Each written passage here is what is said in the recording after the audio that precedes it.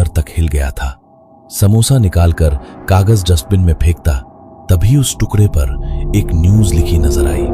उस बिल्डिंग से फिर एक शख्स लापता और उस लड़के की छपी तस्वीर पर नजर पड़ी। कुछ दिनों तक इस घटना से राहुल काफी परेशान रहने लगा, पर धीरे धीरे सब ठीक हो गया। लेकिन एक रात ऐसी घटना घटी जिसने उसकी जिंदगी बदल के रख दी। राहुल देर रात तक ऑफिस में काम करता रहा। काम में वो इतना मशगूल हो गया था कि उसे वक्त का अंदाजा ही नहीं रहा। उसने घड़ी देखी तो 12 बजे बज चुके थे। उसने जल्दी में काम निपटाकर अपनी बैग उठाई और ऑफिस से बाहर निकला। 12:15 बजे वो लिफ्ट में दाखिल हुआ और ग्राउंड फ्लोर का बटन दबाया। लिफ्ट धीरे धीरे नीचे जा रही थी, लेकिन लिफ्ट एकाएक रुक गई। उसने चौंक कर फ्लोर के नंबर्स की तरफ देखा। 13B मंजिल आ चुकी थी। राहुल के दिल की धड़कन रुक गई। राहुल को उस दिन की बात याद आ गई। इस बिल्डिंग में तो 13 नंबर का फ्लोर ही नहीं है। वो इस डर से उभरा भी नहीं था कि तभी लिफ्ट के दरवाजे खुले। उसने खौफ भरी आंखों से बाहर देखा, पर तभी कुछ मजदूर अंदर आ गए। उनके कपड़े काफी मैले नजर आ रहे थे। आंखों पर सेफ्टी गोगल्स, सर पर पीले रंग का हेलमेट और कंधे पर लटकाए कुछ औजार। डरा सहमा राहुल एक कोने में खड़ा उनकी तरफ देख रहा था, पर उन्होंने एक बार भी राहुल की तरफ नहीं देखा। लेकिन इस बार उनकी बातचीत और ज्यादा डरावनी थी। बेचारा वो मजदूर कल काम छोड़ने वाला था, लेकिन देखो ना, लिफ्ट टूटी और वो 13वें फ्लोर से सीधा नीचे गिर गया। शायद उसका नंबर आया था।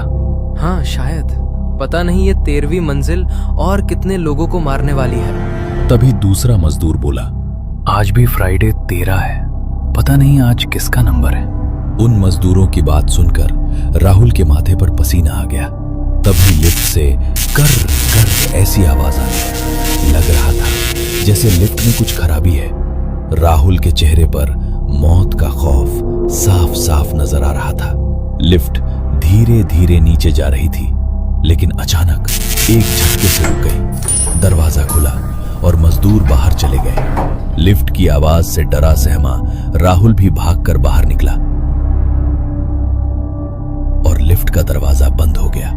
लिफ्ट के धीरे धीरे नीचे जाने की आवाज उस गहरे सन्नाटे में गूंजने लगी। राहुल ने आसपास नजर डाली, लेकिन वहां कुछ नहीं था। पूरा फ्लोर अंधेरे में डूबा हुआ था। उसने मोबाइल निकालकर टॉर्च शुरू की, पर बैटरी खत्म हो चुकी थी। कोई है? राहुल ने घबरा कर आवाज लगाई। कोई जवाब नहीं आया। आज ये क्या हो रहा है मेरे साथ? तभी हल्की रोशनी में उसे नीचे जाती सीढ़ियां दिखाई दी। वो तेजी से सीढ़ियों की ओर भागा। तेज कदमों से वो सीढ़ियां उतरने लगा। 1, 2, 3, 4। पता नहीं वो लगातार सीढ़ियों से फ्लोर उतरता रहा। उसके कदम थक चुके थे, सांस फूल गई थी, शरीर पसीने से लथपथ था, दिल जोर जोर से धड़क रहा था। काफी सारे फ्लोर उतरने के बाद वो रुका। दीवार के सहारे खड़े राहुल ने सामने देखा और सन्न रह गया। वो फिर 13वें फ्लोर पर ही था। ये कैसे हो सकता है? अब सीढ़ियां चढ़ते हुए वो ऊपर दौड़ने लगा, लेकिन फिर वहीं पहुंचा। वो दौड़ता रहा, पर बार बार 13 नंबर के फ्लोर पर ही आकर ठहर जाता। उसका शरीर अब पूरी तरह से थक चुका था। अब न सीढ़ियां चढ़ने की उसमें ताकत थी और ना ही उतरने की। उसके पैर लड़खड़ा रहे थे। तभी उसे कुछ याद आया। उस खाली बरामदे में चलने लगा।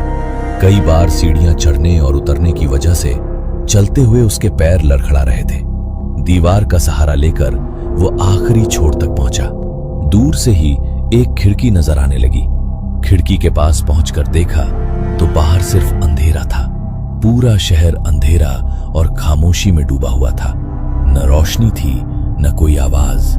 राहुल की सांसें तेज हो गई थीं। उसका दिल इतनी जोर से धड़क रहा था कि उसे लग रहा था जैसे ये सन्नाटा कहीं उसी की धड़कनों को सुनकर टूट न जाए। चारों ओर अंधेरा पसरा था। हल्की हल्की ठंडी हवा उसके चेहरे को छू रही थी, मगर वो हवा नहीं थी, कुछ और था। 13वीं मंजिल, एक ऊंचाई जहां से नीचे देखने पर दुनिया छोटी लगती है, लेकिन यह राहुल को खुद ही बहुत छोटा और बेबस महसूस हो रहा था। एक तुच्छ प्राणी जो किसी अज्ञात शक्ति के शिकंजे में फंस गया था। उसने चारों ओर देखा, खालीपन, घुप अंधेरा।